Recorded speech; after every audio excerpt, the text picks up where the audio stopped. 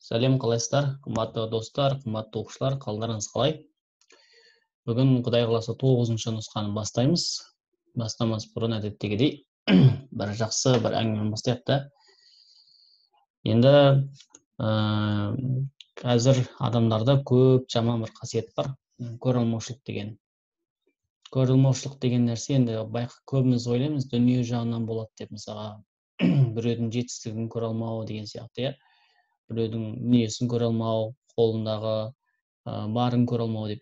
Бірақ бұл оқушылардың арасында да көп жүреді, әсіресе ең жаманы соның білімге байланысты көре алмаушылық қасиет. Яғни өзіңізде болған білімді басқа біреудің алдын ала үйреніп кетуінен қызғану, ол дұрыс емес, балалар. Көп балаларда болады, мысалға мен ғана білейін деген нәрсе бар да, мен ғана білейін деген. Эгоизм ба, білмеймін. Бірақ бұл негізінде көреалмаушылықтан келіп туады. Қалай айтсақ болады? Оның өзінен асып кеткен көп бала алғанын қаламайды. Бұл негізінде бұл өте жаман қасиет, және бізге әрқашан кері әсерін береді. Өйткені басқа бір дүниені қызғануға, өзіңнің затыңды қызғануға болатын шығар, бірақ міндетті түрде білімді қызғануға болмайды.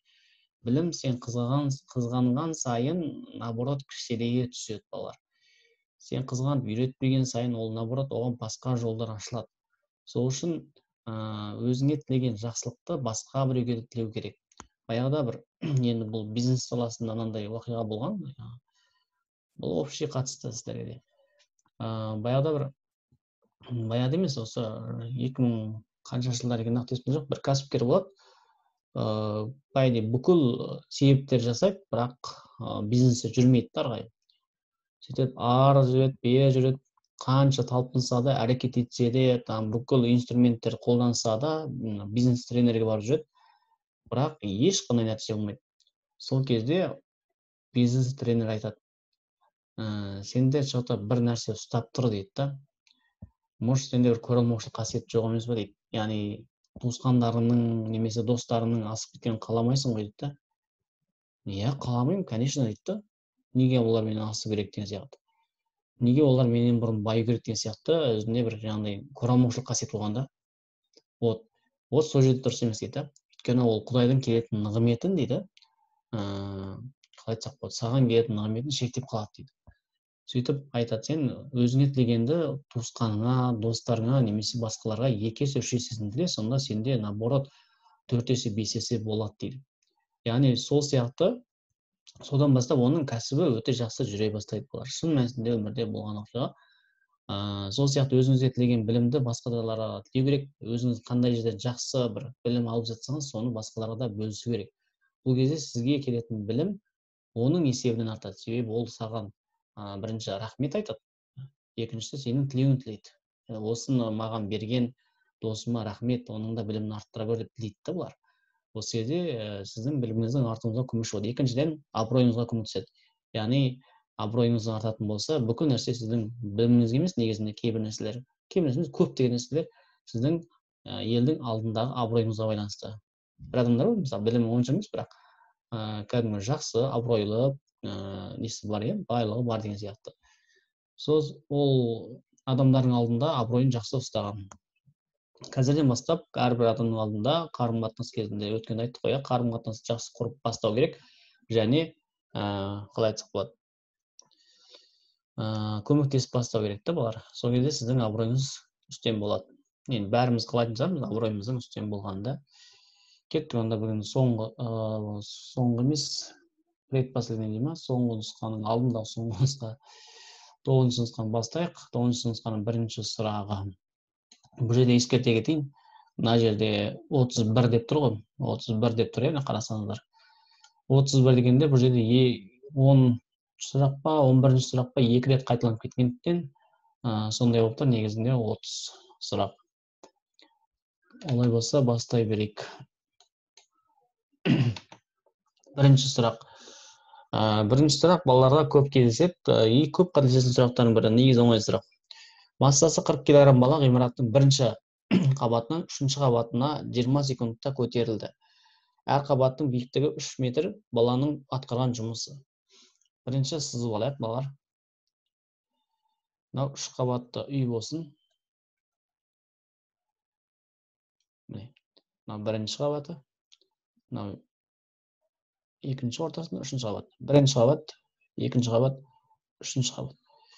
Жұмыс A тең F көбейтілген S. Бұл жерде F дегеніміз ашатын болса егер mg S дегеніміз бізде биіктікке тең, ашқа тең. Орнына қойымыз керек, масса бар бізде. Масса 40 килограмм деп тұр. Міне масса тең 40 килограмм. 40 килограмм. G бізде бар, еркін түсуде. Сосын не беру керек? H беру керек. H-та продип бар, 3 метр. 20 секунд керек емес бізге. 3 метр дейді, бізде көбісі 3-ші қабатқа көтеріледі дейді, әр қабатты 3 метрге көбейтіп салады, общий 9 метр шығарады. Бұл дұрыс емес бірақ. Мынаны ескеру керек. Мысалға мен 1-ші қабатта тұрмын, көтерілемін. Көтерілсем 3 метр көтерілетін болсам, 2-ші қабатқа шығамын. Так. 3 метр биіктікке көтерілсем, 2-ші қабатқа шығамын. Тағы да 3 метр биіктікке көтерілсем, уже 3-ші қабатқа шығамын. Яғни қараңыздар, мен 3-ші этажға көтерілу үшін 9 метр емес, қанша метр көтерілемін? 3 метр көтерілемін. 6 метр көтерілсем жеткілікті, да? Көбісі 9 метр деп жазып жүреді, мына жақта. Әр қабаттың биіктігі 3 метр болса, 3 қабатқа 9 метр деп жазады. Егер 9 метр есептейтін болсаңыз, сіз онда мынау үйдің шатырына шығып кетесіз, мына жаққа шығып кетесіз. Бұл дұрыс емес. Сіз мына жерде тұруыңыз керек. Яғни, былайша айтқанда 2-ші қабаттың төбесіне шығасыз. Сондықтан бізде 6 метр көбейтеміз. Орнына қояйық, болды.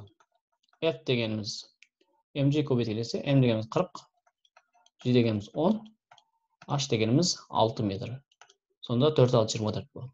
24 240. Жоқ, так. Жоқ, 2400.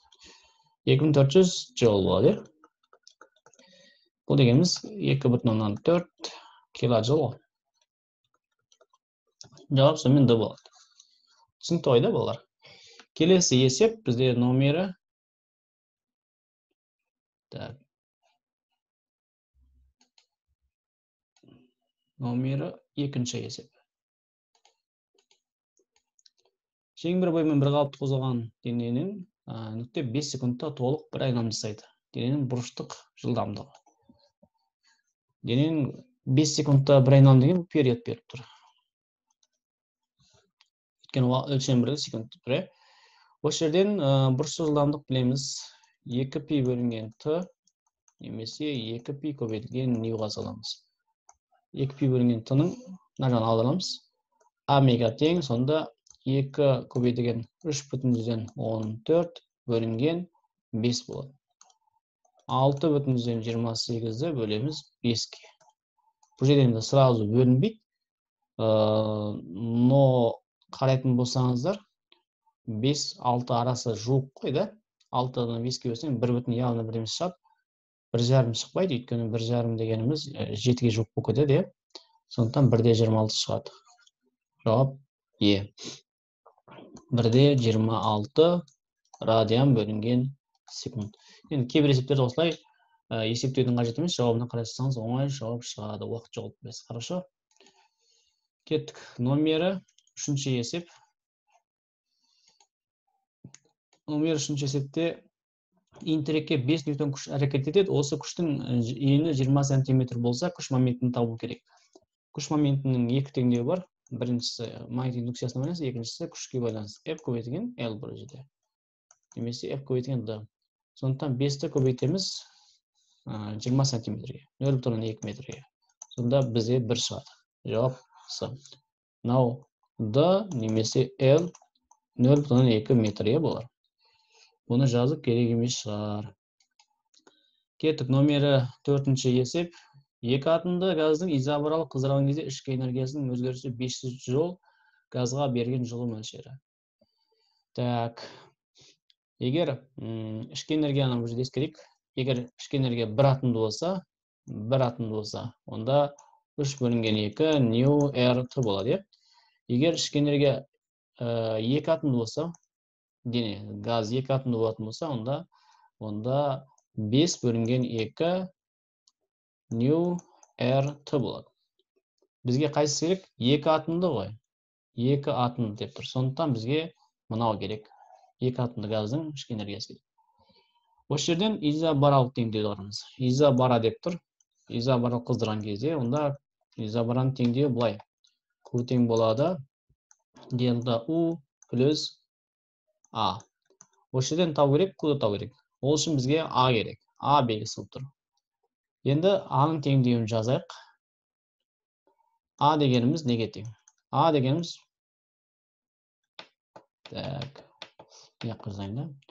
А дегеніміз неге тең? А дегеніміз P дельта V. Немесе new R дельта T деп идеалгар теңдеуін жазуға да болады бұлар.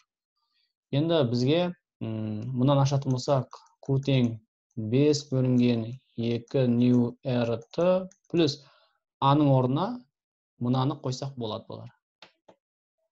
Аның орнына мынаны қойсақ болады. Қалай жазсам болады екен? New RT-ны қойсақ болады да. Демек, new RT деп қоямын. Осы жерден біз new RT-ның қанша екенін біліп алайық. Ол үшін бізге ішкі энергияны керек. Ішкі энергиясы 500 деп тұр ғой. Дельта U тең 500 деп тұр ғой.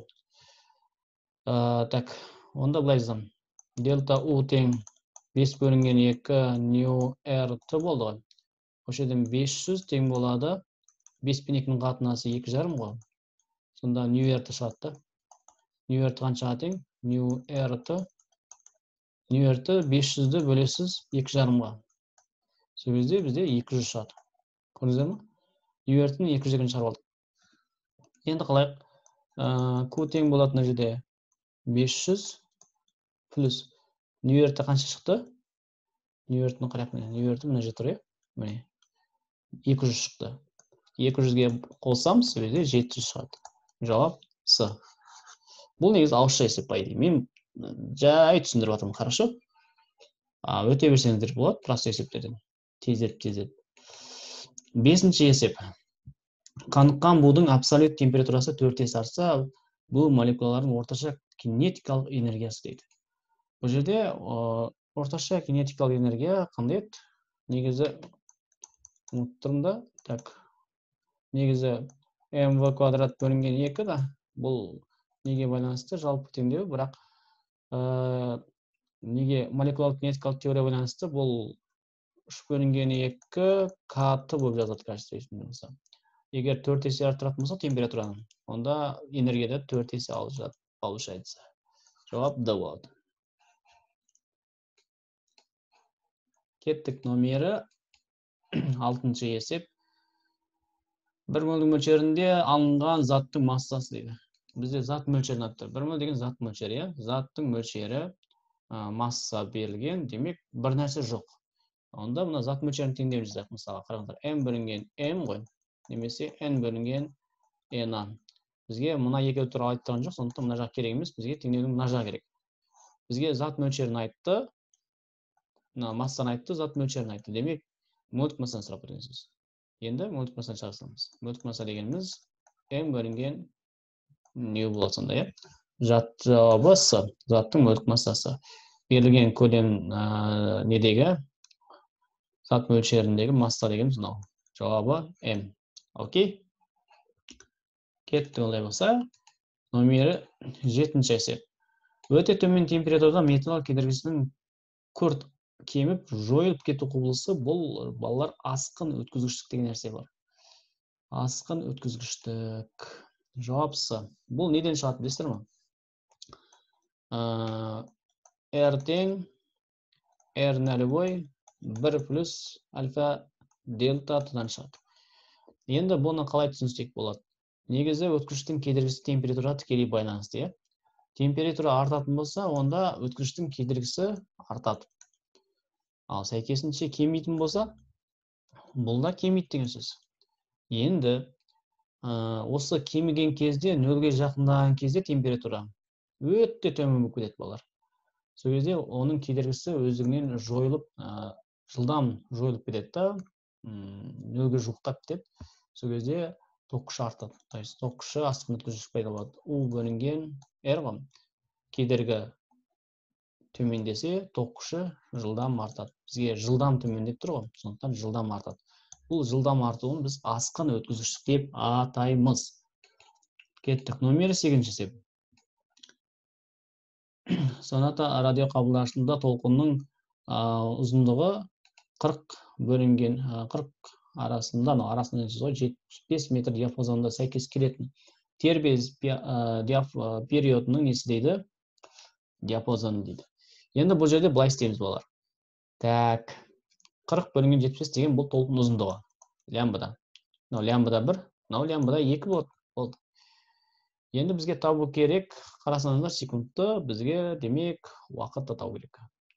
Тыны табатын болсақ, лямбда бөлінген, бірінші лямбдадан жазайын да. Лямбда тең болады с көбейтілген т, осы жерден тыны табатын болсақ, лямбда бөлінген с болады. Получается, біз екеуін табамыз, т1-ді табамыз, лямбда 1 бөлінген с болады, лямбда 1 дегеніміз 40. 40 бөлінген 3 көбейтілген 10-8 дәрежесі. Біріншісі болады. Екіншісі Т2.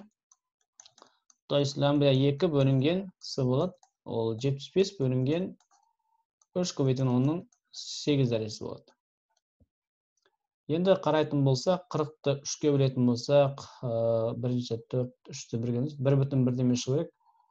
1,3, одан кейін, үшін бөлесіздер, бұл жерде мынандай шығады.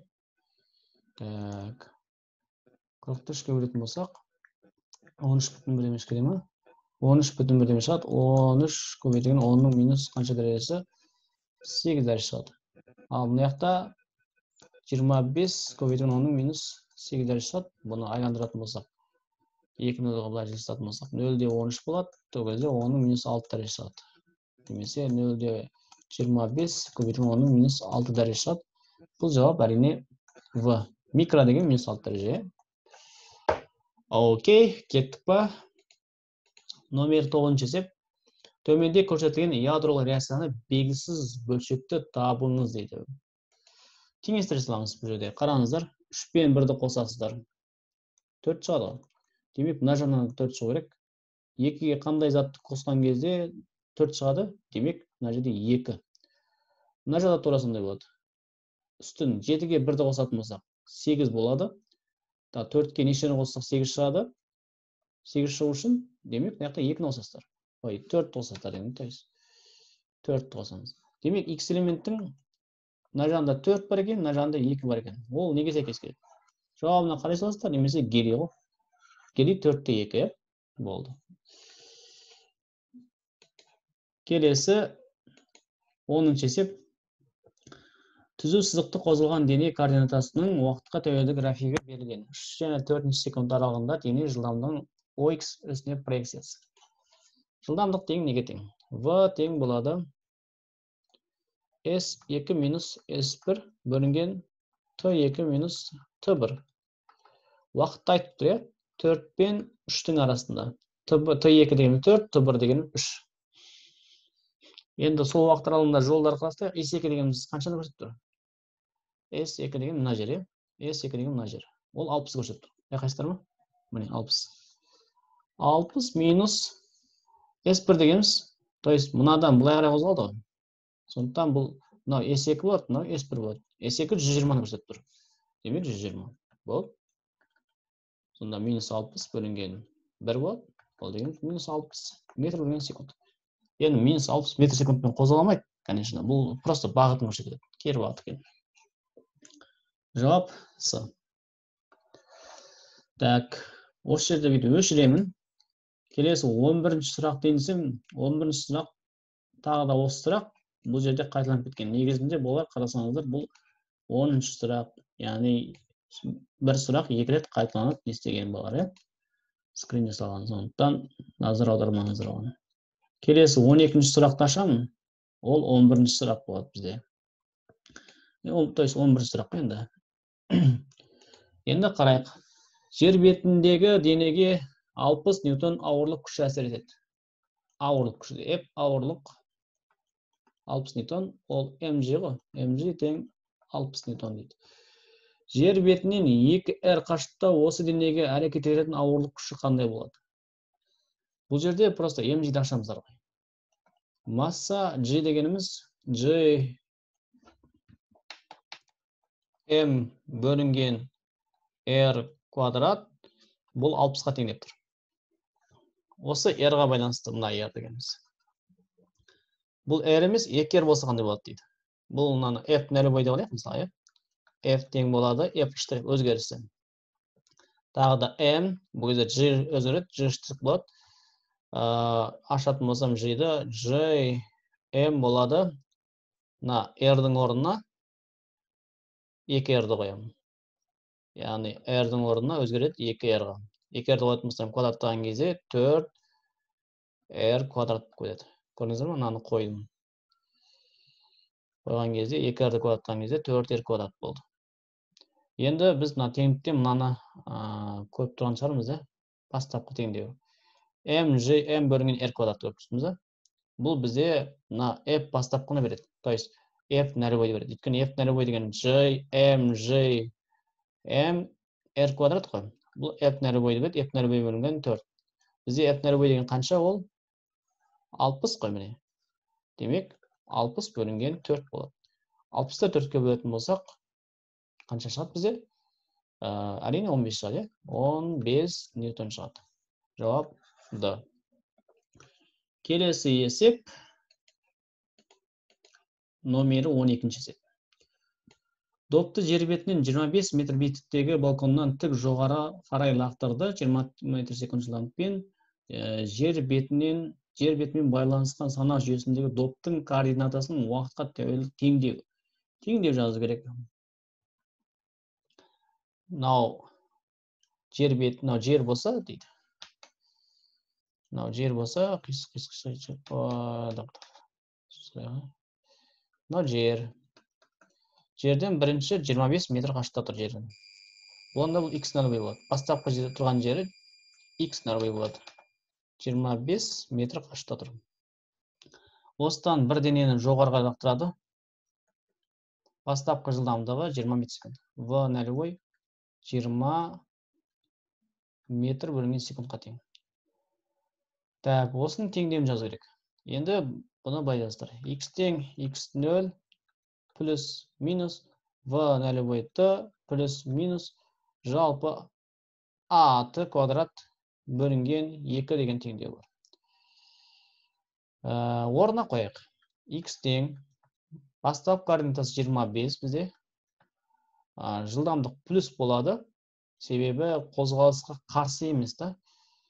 Негізгі бағыт былай қарай, бірақ керісінше бағыттан өтпейтіндіктен плюс болады. Ол жерде 20 t болады, теңдеу жазған кезде уақыт жазбаймыз. Ал мына жақта минус болады. Себебі жылдамдық кемейді жоғарыға.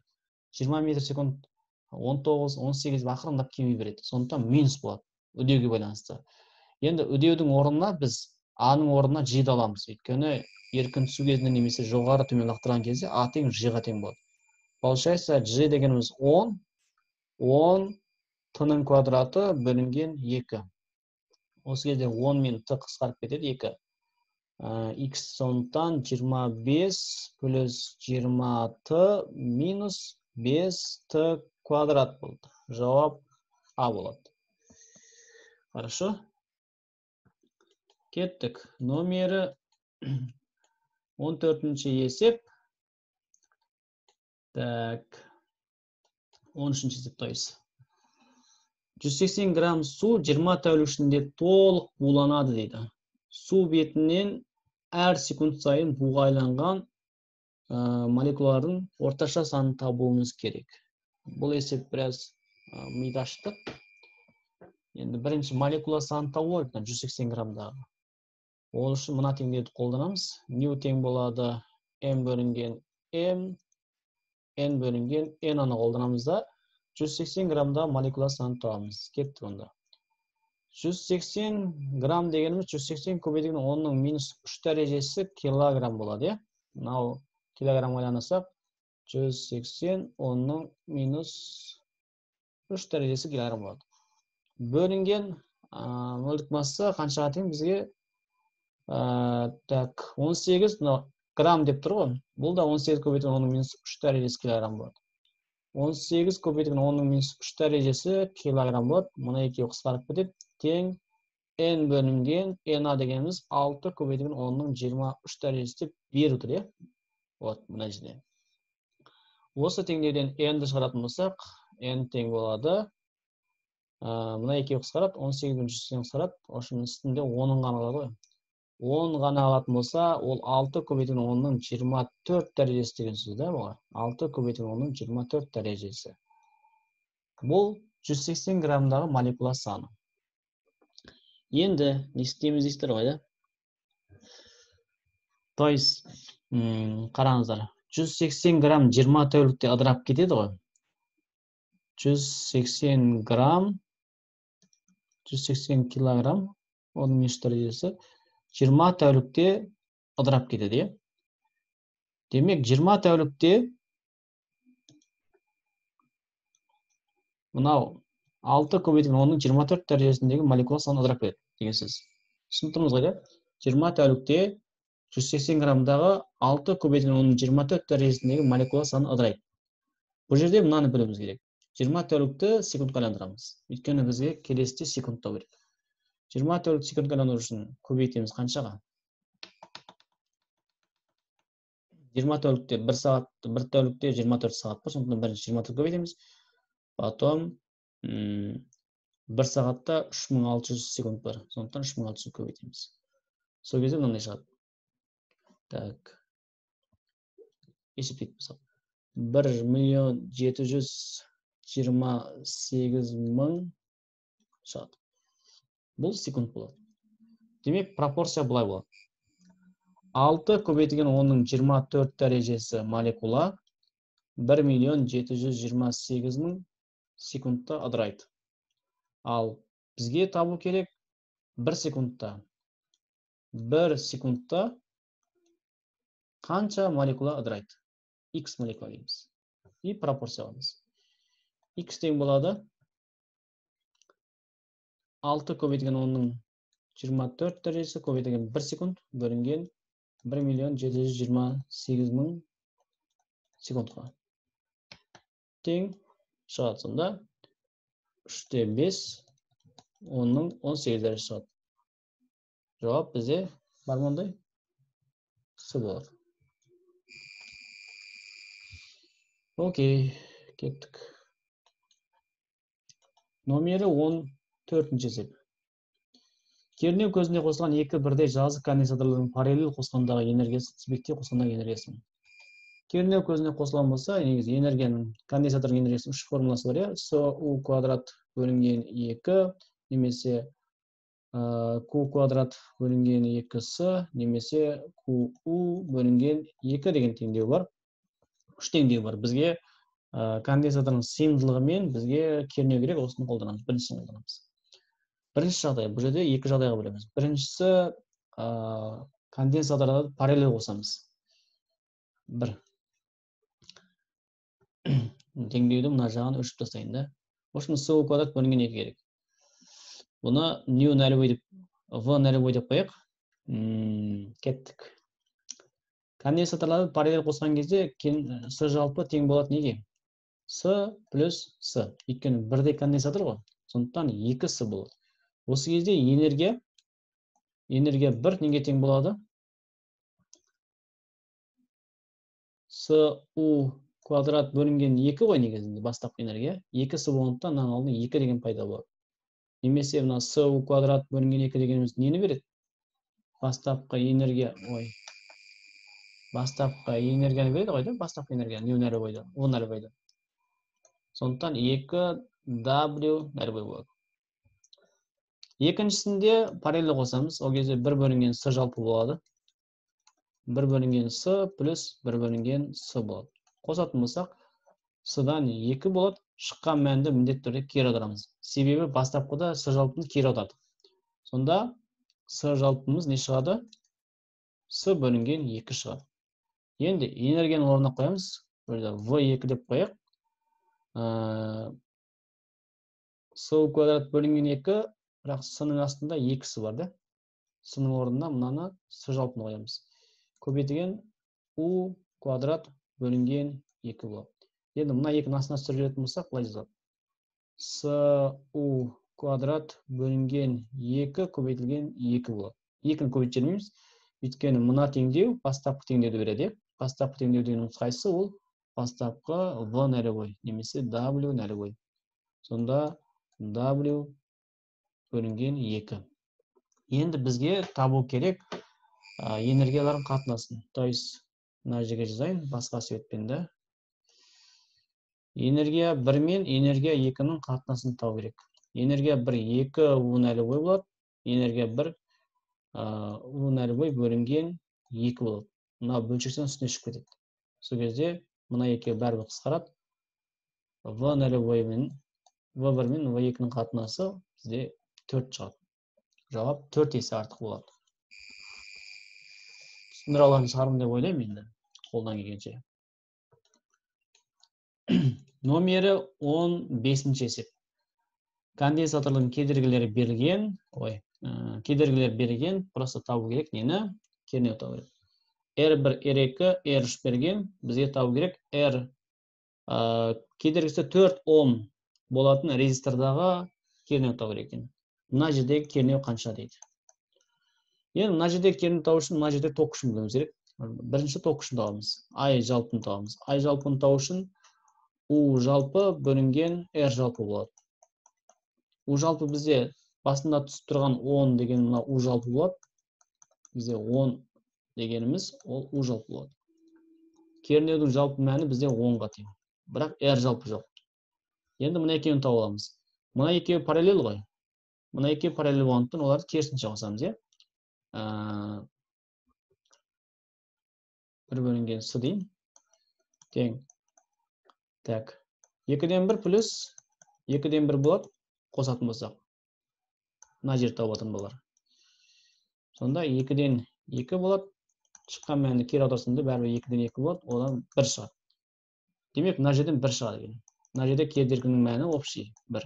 Оған мынау тізбектей. Тізбектей болған кезде R жалпыны табу үшін қосылам. 1 плюс 4-ті. Сонда жалпы кедергі 5 Омға тең.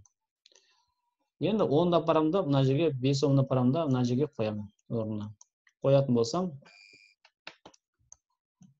қанша шығады? 10-ды 5-ке бөлем, 2 ампер шығады.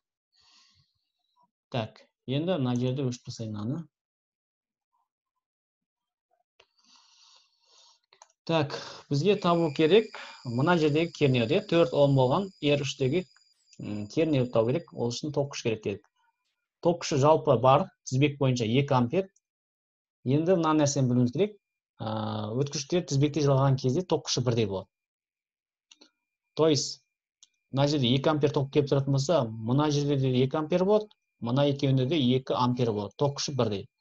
I1-де 2 ампер болады, I2-де 2 ампер болады. Демек, мына жерде 2 ампер. Енді U табу үшін I көбейтілген R ғой. 2-ні көбейтеміз просто 4-ке. 4, 2, емде тұр. Қызым езайым ба? Неті ток күші, неяқта кедергі бар. Болды. 2, 4, 8 болады. 8 болады. Жауап, бұл астында сақ жауап, е? Жауап е болады. Болды. Келесі номер 17-ші есеп. Тік жоғары атылған оқ пен оның дыбысының 600 метр биіктікте кездеседі дейді. Міне, тік жоғары атылды. Мынау оқ болсын. Так, мынау басқа себеппен жазайық. Тура осындай жерден дыбыс шығады. Екеуі бір жерден шығады да 600 метр биіктікке екеуі кездеседі. Бірдей жетеді, то есть. Мына біріншісі дыбыс болсын да.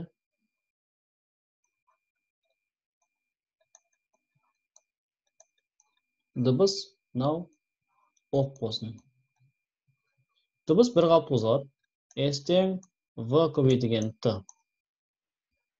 Общий биіктік бізде мына биіктік қанша метр? Арасы 600 метр, 660 метр.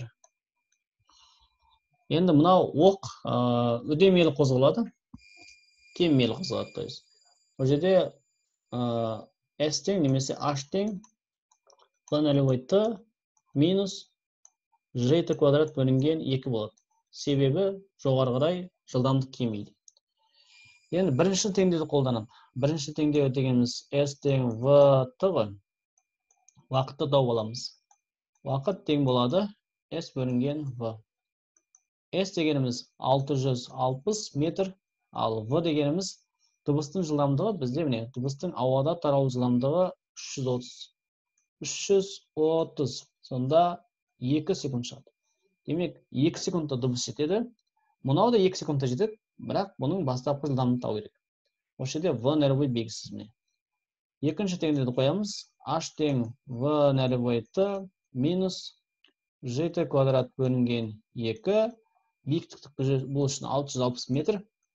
V нөлевой белгісіз, уақыт 2 секунд деп таптық. Минус 10 көбейтілген 2-нің квадраты 4 бөлінген 2. 2 мен 2 қысқарады, мына жақта 2 қалады. Сөйтіп 660 тең болады 2 v нөлевой минус қанша болады? 20 болады. 20-ны теңдікті мына жағына өткіземіз. Сол кезде 680 көбейтілген 2 v нөлевой болады.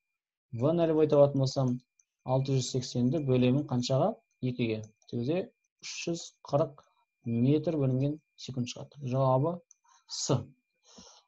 Болды, арай кереміз арай. Номері 16-шы есеп, енді номері 17-ді береді.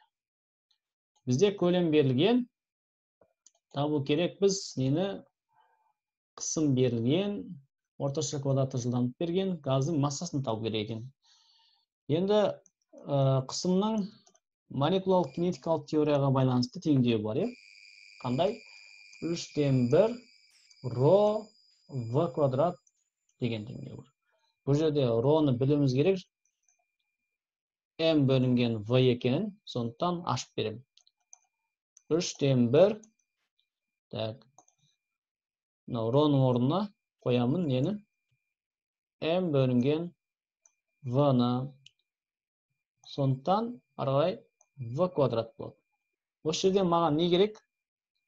Газдың массасы ғой. Демек, M керек мұна. Осы теңдеуден M-ді шығаратын болсам, 3p v бөлінген v квадрат болады. Жылдамдықтың квадраты. Ары қарай есептейміз. Масса бар, массаны тең. 3 көбейтілген қысым дегеніміз міне тұр. Қысым 25 паскал, килопаскал. 25, оның 3 дәрежесі ол. Көлем деген бар. Көлем 9,8. 9,8. Көлем 9,8 бөлемін жылдамдықтың квадраты. Орташа квадраттық жылдамдығы. Бұл жерде өлшемдерін назар аударамыз. Егер метр бөлінген секунд болса, онда квадраттаймыз. Егер метр квадрат секунд квадрат деп сразу жауап тұратын болса, онда квадраттамаймыз. Бізде метр секунд, сондықтан квадраттаймыз. 700-дің квадраты 4049 және 2 бар. 490 мың көбейтілген түбірасы 3-тің квадраттан 3 шығады. 3 пен 3-ті қысқартасыздар. Тақ, бақ, шақ, есептейтін болсақ 0,5 шығады. 0,5 килограмм шығады. Ол дегеніміз 500 грамм ғой. Сондықтан жауап В болады бізде. 17-ші есепте жауап В. 18-ші есеп номері. Әрқайсының көлденең қимасының ауданы 5 см квадрат болатын. Бізге аудан беріпті. Сразу жазбаймыз. Мына беріп тұрған нәрсе бізде не? Аудан S. 5 көбейтілген ол 10-ның минус 4 дәрежесі метр квадрат болады.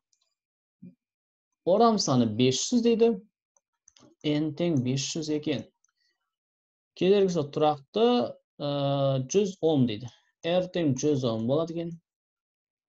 Біртекті магнит өрісіне енгізілген қандай да бір уақыт аралығында магнит өрісінің индукциясы дейді. Мынау V нөлевой, мынау V дейін өзгеретін болса, өтетін зарядтың шамасы дейді. Бұны алдында нұсқаларда шығарамыз естеріңде болса, иә? Қалай шығаратын едік? Ток күшін жазамыз. Ток күші тең болады Q бөлінген T еді ғой. Осы жерден Q-ді шығарамыз. Q тең болады тең болады I көбейтілген T. Ток пен уақыттың көбейтіндісі. Бізге енді екі теңдеу беріледі. Біріншісі эпсилон керек. Эпсилон дегеніміз электр қозғаушы күші. Ол N дельта F бөлінген дельта T. Дельта T деп жазып қойайын. Так, енді орнына қоям. Ашам просто дельта F ташайын да. Дельта F ташатын болсам V дельта S болады. Дельта V көбейтілген S болады. Бөлінген T. Дельтатын жазып қойайын да балар. Сосын кернеу бар. Кернеу дегеніміз I көбейтілген R ғой. Мұна екеуі негізі бір шама. Электр қозғаушы күші мынау кернеу ғой. Екеуінің айырмашылығы ішкі кедергісінің негізінде. Екеуінде әйтпесе өлшем бірлігі вольт болар, иә? Сондықтан екеуін теңестіруге болады. Екеуін теңестіретін болсам, онда былай шығады. Яғни теңестірейін. Так. N дельта V көбейтілген S бөлінген не? Дельта T. Дельта T. Ары қарай I көбейтілген R. Енді бізге керекті шама екі шама ғой. I мен T-ны көріп тұрсыздар ма? I деген міне тұр, T деген міне тұр. Осыны екі жағын бір жағына шығарып аламыз. Сонда мынаны былай өткіземін, R-ді былай өткіземін. Сонда N дельта V S бөлінген R көрінбей кетті ме? R тең болады I көбейтілген дельта T. Бұл деген бізде заряд береді. Сонда зарядты мына жаққа жазамын. Зарядты есептеген кезде Q тең болады N V дельта V S бөлінген R болады. Орнына қоятын N деген 500. Дельта V дегеніміз 0,2-ден азайтамыз 0,7-ні. S дегеніміз так 5 көбейтілген 10 минус 4 тәресі. Так. Бөлеміз R-ға. R деген қанша? 500, Оған яқта 100 екен ғой. 100. 100. Тақпақ, шақ-шақ есептейтін болса, тағы да 1,25, 10-ның минус 3 дәрежесі кулон шығады. Минус шығарасыздар, оның заряд маңызды емес. Жақсы, онда кеттік. Жауап А болады осы. Келесі 19-20 есеп, 19 сыныптайыз. Жақыннан көргіш адам кітапты өзінен 20 см қашықтықта көзілдіріксіз оқиды. Кітаптың оқуға қажетті көзілдіріктің оптикалық күші дейді. Енді бұл жерде нені қолданамыз? Линзаның теңдеуін қолданамыз. Так, жақыннан көргіш адам шашыратқыш линзаны қолданады. Демек, бір бөлінген F болады. Бұл жерде минус шығатын тұр. Бір бөлінген жоқ, бірінші оптикалық күшін жазайық та. Бұны жазайық. D тең болады. Бір бөлінген F. Линза шашыратқыш минус болады. Так, бір бөлінген бұл жерде жақсы көру арақашықтығы бізде 25 сантиметр. Ол дегеніміз 0,25 метр. Мынау F болсын ба? D болсын. D тең 20 сантиметр. Бұл дегеніміз 20 не болсын? 0,2 метр болады. Енді не істейміз арағай? Орнына қоя саламыз. Так, минус қанша болады? Минус 20 болады ма? Минус 20 минус 20 плюс бөлінген 0,25 болады. Ортақ бөлме келтірсем екеуі, аяқта 0,5 0,2 плюс бір бөлінген 0,25 болады. Арғай қосатын болсам, ортақ бөлім 0,5 болса, мынаған 2,5-ды көбейтем. Мынаған қаншаны көбейтем? 2-ні көбейтем. Сонда минус бар алдында, минус 2,5 көбейтілген, азайға қосылған 2, сонда минус 0,5-те 0,5 қалады. Олардың қатынасы тең бізде 1-ге тең. Минус 1 ғой. Сонда минус 1 деп тұра шығады. Болды ағай. Келесі 21-ші есеп. 21-ші есепте салыстыру керек. Екі футболшының қозғалыс сипаттамалары кестеде берілген, олар орнынан бір бағытта бір мезгілде қозғалған жағдайда алғашқы 4 секундта бізге уақыт берді. Уақыт жазып қояйын. 4 секундта жолдардың айырымы, демек жолдарын тау керек, және болатын алда болатыны. Кім алдыда келе жатыр, соны тау керек. Ол үшін жүрген жолдарын тауып шығамыз. Біріншісі қалай болады? Біріншісін табамыз. Так, 1 деп қояйық, неққа. 1. Бұл бірінші дене. Бұл 4 секунд бойы қалай қозғалатынын есептейік. Ол үшін бізге мына жылдамдықты және үдеуді қолданып уақыт табамыз. А тең В бөлінген Т ғой. Дельта бөлінген дельта Т. Осы жерден Т-ны табатын болсам, В бөлінген А болады. В дегеніміз 8, А дегеніміз қанша бізде? 2 ғой. Демек ол 4 секунд бойы үдемелі қозғалады. Бізде бар берілген 4 секунд, балар. Ол осы 4 секундты үдемелі қозғалады. Көріпсіздер ма? Сондықтан S тең болады. S тең болады. АТ квадрат бөлінген 2 болады. Ол бүкіл жолды үдемелі қозғалады. А дегеніміз 2, так, Т дегеніміз 4, 4-тің квадраты 16 бөлінген 2. Сонда ол 16 метр жол жүреді. S1 бұл.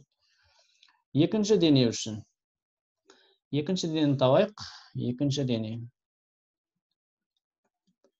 Бұл жерден де тура осылай В бөлінген Т, осы жерден Т-ны табатын болсақ, В бөлінген А.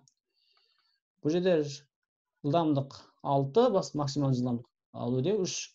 Сонда 6-ны 3-ке бөлем. Ол 2 секундтың ғана. Общий бізде қанша секунд берілді? Жалпы 4 секунд берілді.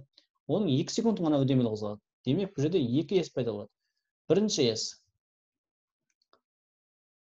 Так, бірінші S. Так, тең болады. А-ты квадрат бөлінген 2-ге. Алғашқы 2 секундтың.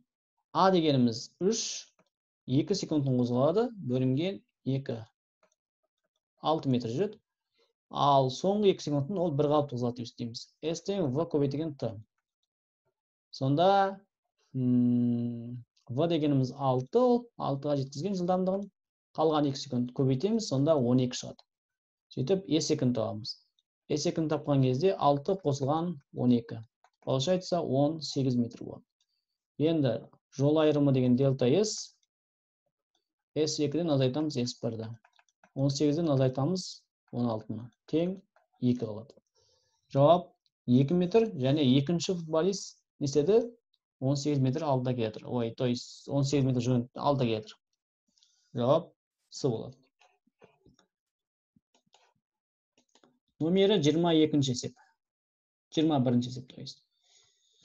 Қандайда бір биіктіктен горизонтал лақтырылған дене жылдамдығын 2 есе арттырған кезде оның ұшу уақыты мен горизонтал ұшу қашықтығы дейді. Так, биіктік салайық бірінші. Мынау биіктік бір. Осыдан былай қарай дене лақтырылады. Ол барып былай түседі, мына жерге түседі, например. Бұны не деп атаймыз? Бұны X ұшу қашықтығы деп атаймыз. Ол V көбейтілген Т-ға тәуелді. Вот. Ал ұшу уақыты дегеніміз мына биіктікке тәуелді. H биіктік болатын болса, H биіктік тең негізі JT квадрат бөлінген 2 ғой. Осыдан Т-ны шығарамыз. Т тең 2H бөлінген J. Енді Т-ның теңдеуіне қараймыз, балар. Жылдамдықты біз берілген шарт мынандай. Шартынан ішінде жазып қояйын, төртбұрыштың ішінде жазып қояйын. Егер жылдамдықты 2 есе арттыратын болсақ, 2V болатын болса, уақыт қалай өзгереді, және орын ауыстыру қалай өзгереді, X максимум. Уақытты қарайтын болсақ, T тең 2H бөлінген G ді. Арасында жылдамдыққа байланысты теңдеу жоқ қой. Яғни жылдамдыққа тәуелді емес уақыт. Тек қана биттікке тәуелді екен. Демек, T1 тең болады, T2 болады. Өйткені жылдамдықтың байланысы жоқ. Екінші теңдеу x-ке байланысты. X тең x1 тең v көбейтілген T болды. x1 емес s деп алайын аяқта. Сендерге түсініктірек болу үшін. Өшірейін. S тең, е? S тең. Мына жақты да өшірейін.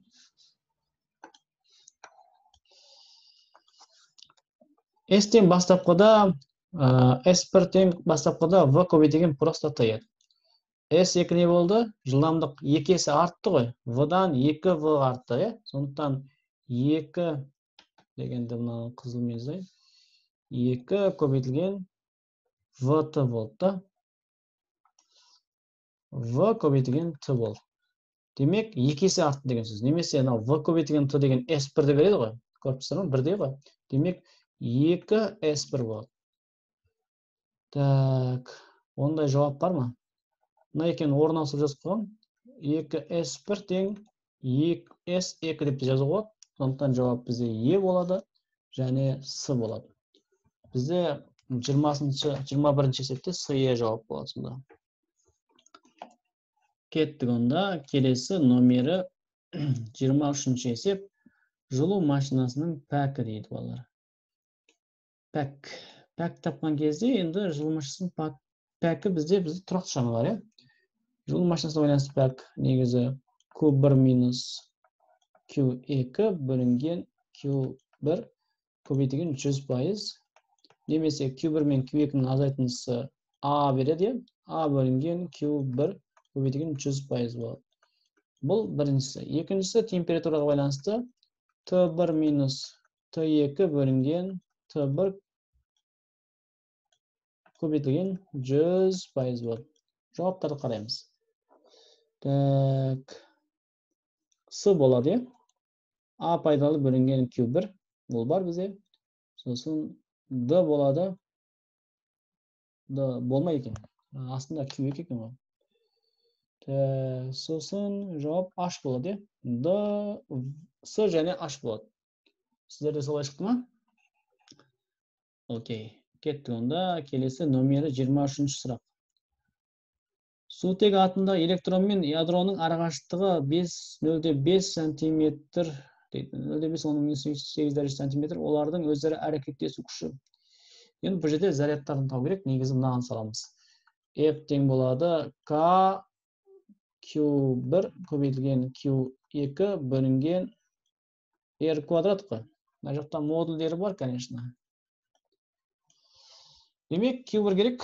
Біріншісі электронның зарядын білеміз, е? Q электронның заряд қанша? Ол минус 1,6, оның минус 19 дәрежесі. Енді одан ядроның заряды. Q ядроның заряды, ол протонның зарядына сәйкес келеді. Ол просто 1,6, оның минус 19 дәрежесі.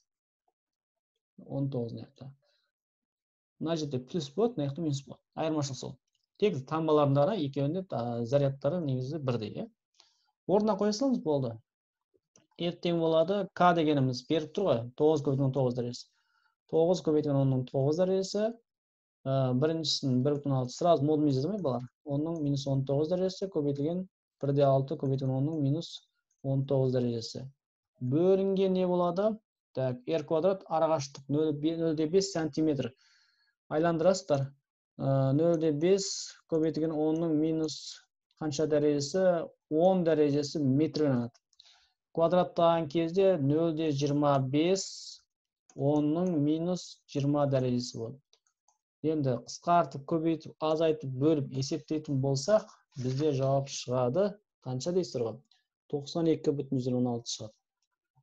Ровно 92,16 көбейтілген 10-ның плюс 9 дәрежесі ғой. Ол жауап бізде міне тұр.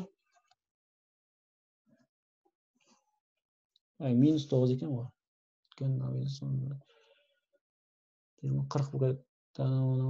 минус 9 дәрежесі. Так. Мынаны бәсе жауап жоқ. Мынау и басқа жауап бар ма? Так, басқа жауап жоқ сияқты, бар ма әлде? Икра дейді, мынау -9 дейді. 23-ші сұрақта сонымен екеу ғана сияқты. Е мен Ж. Все. Кеттік, келесі онда номері 24-ші сұрақ.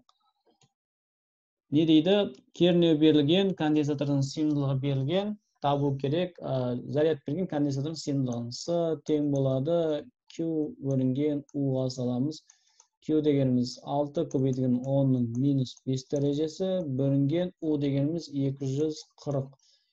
Есептейтін болса, 6 мен 240 қысқарады, 4 болады, где-то 25 деп шығады. 25 -6 дәрежесі кезде 0,25, оның -6 дәрежесі. Ондай жауап бар ма? Бірақ жауап бар ма? ДЕ бар екен. ДЕ болады. 25, оның -6 дәрежесі шығады. Бұл 24-ші сұрақты. Келесі номері 25-ші сұрақ.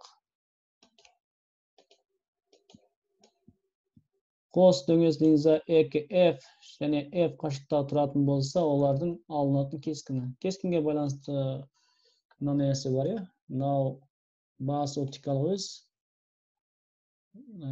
Так. Мынау линза болсын. Мынау линза болсын. Так, енді арғы F-тер саламыз. Бірде қашықтықта мынау F болса, тура осындай қашықтықта екінші жағында да F пайда болады. Егер мынау 2F болса, онда мына жерде де, примерно осы жерде де 2F пайда болады, иә? Енді саламыз. Денеміз мына жерде тұрсын, мысалы мынау майшам болсын, иә? Ол үшін нені қолданамыз? Түзулерді қолданамыз. Так, свет. Көк свет болсын ба? Бірінші мынаған параллель барады. Сосын F-ден арқылы өтеді, бұлай. Өйткені бізде 2F пен F-тің ортасында тұр, дене 2F пен F-тің ортасында дене тұр. Потом мынау арқылы кетеді.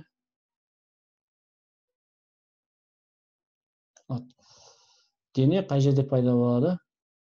Мынау арқылы өткізсек те болады, негізі. Қиылсам екен.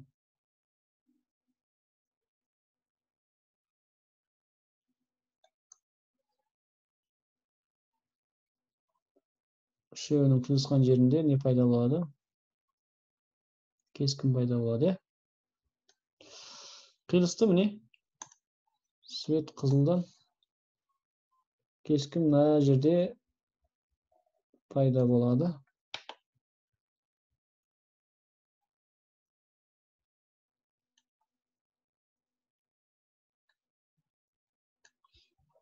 Бірінші төңкерілген.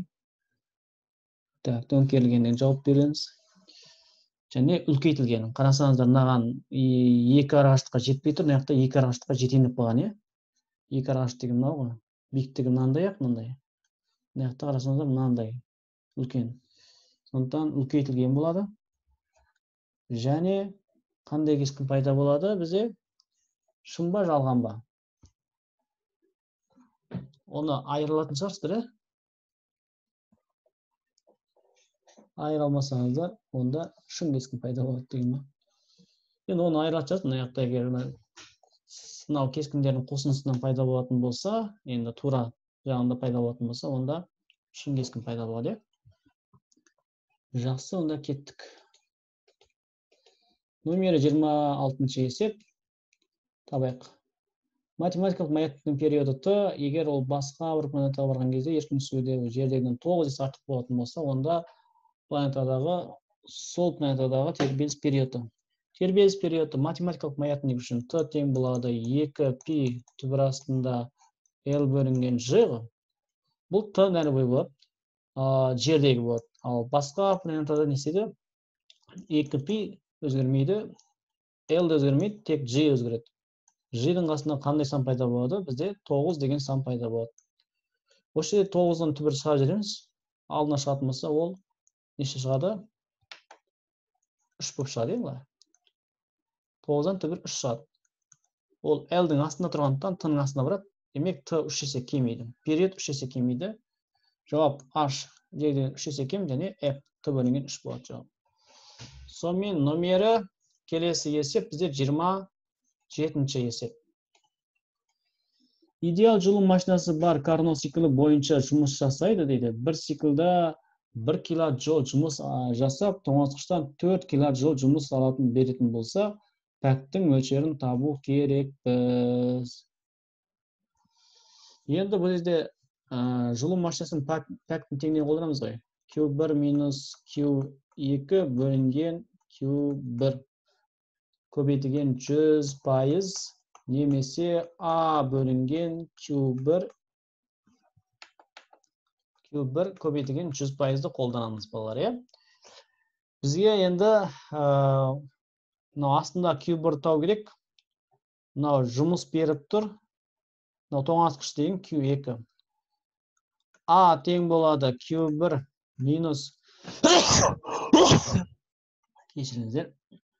Q2 болғандықтан осы жерден ол екеуінің мәнін тауып аламыз, е? A бізде қанша болып тұр? 1000 болып тұр. 1 килоджол деген 1000. Q1 белгісіз болып тұр.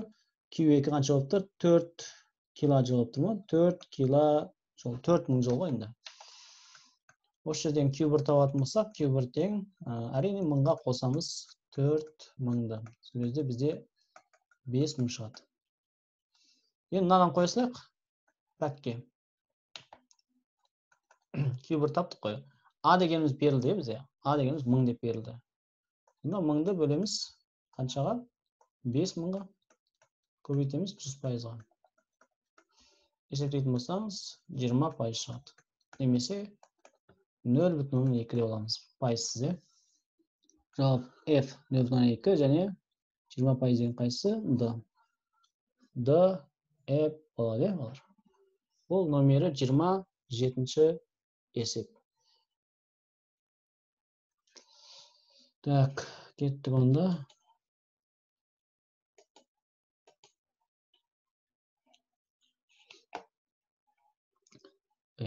Артық ет қаттық. 28-ші есеп. Енді тау керек. Так, орам саны берілген, 10-ның 3 дәрежесі екен. Орам саны берілген, магнит ағыны берілген, уақыт беріпті. Т тең 0,5 секунд деп. Магнит ағыны өзгереді, В 0-ге дейін дейді. Индукциясының электр қозғаушы эпсилон берілген екен 40. Магнит ағынның бастапқы мәнін табу керек дейді. Енді бұл жерде бағана теңдеу эпсилон тең болады. Қандай? N delta F бөлінген delta T. Осы жерден орнына ашамыз delta F-ті. Бәрі бар сияқты, delta F. Delta F-ті ашатын болсақ, V минус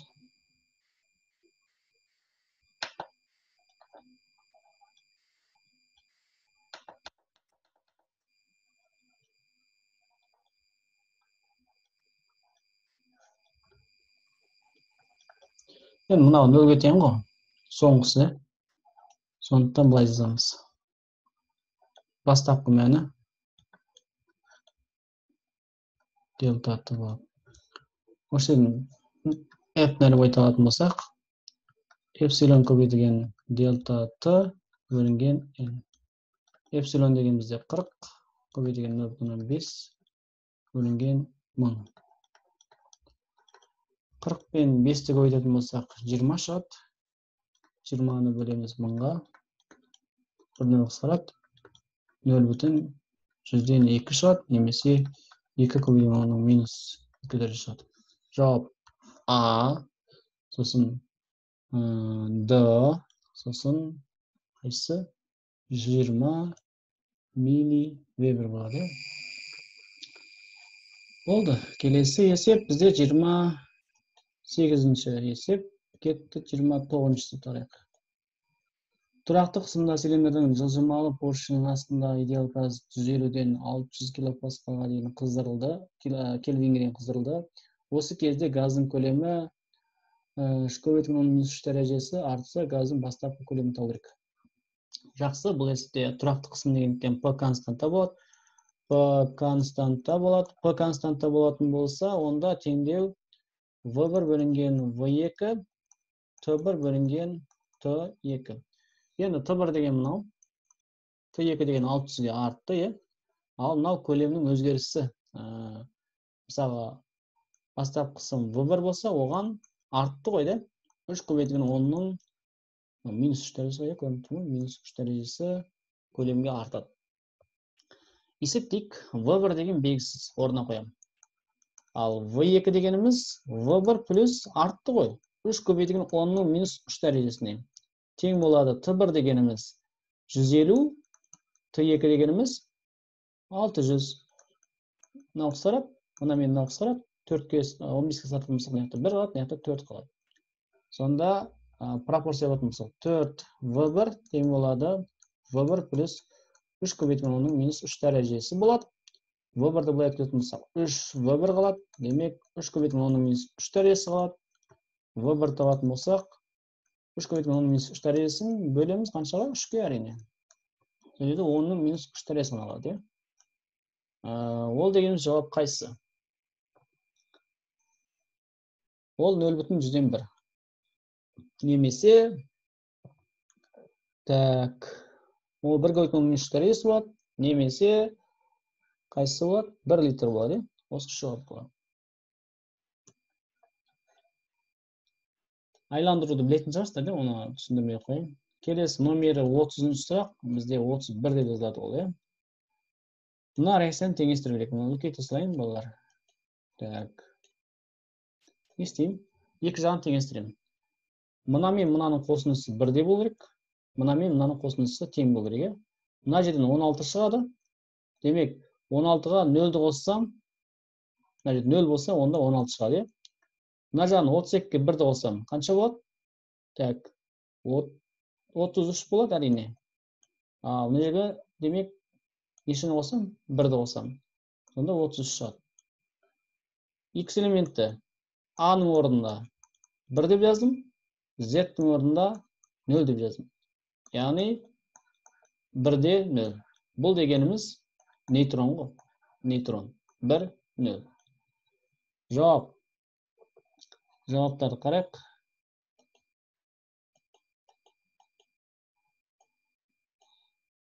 Бірінші жауап нейтрон деген жауап болады. Екінші заряды жоқ бөлшек, өйткені мынау 0 деген зарядты білдіреді бар. Астында заряды жоқ, сосын нейтронның несі белгіленуі. N 1-де 0 деген сөз.